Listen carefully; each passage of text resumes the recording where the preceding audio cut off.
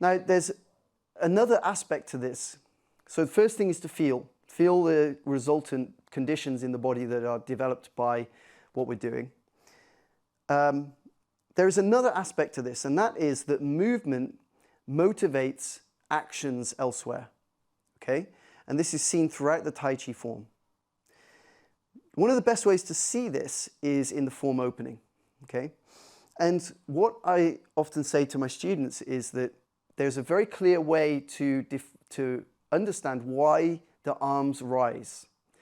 And when we step out from our form opening motion, we step out here, we want to engage the dung jin, the crotch arch, and we want to feel that we begin to sit back slightly, okay? We see in some Tai Chi styles, they stay very centered on the feet.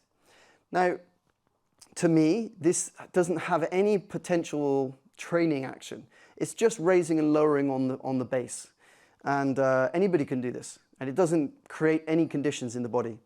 However, if I sit back slightly, okay, I sit back like I'm going to sit on a chair, my dungjin has to engage, and eventually I feel like I want to do this to balance, to equalize my posture.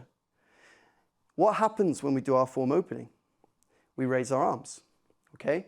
So what I want you to play with to understand this idea of balancing the body and motivating motion, not through simple intent to move, but also through the relationship between our body mass and our balance, is try this exercise. You're going to stand in this form opening posture. You're going to stand completely naturally and soft. Then you're going to start sitting back. And what you'll feel is lightness. You'll feel heaviness or yin in the level of the pelvis and the hips. And you'll feel lightness in the hands and the arms. They want to float. You don't have to sit back far before you really feel like you want to float the arms. And they naturally float, right? They'll feel like, literally like they're floating in water.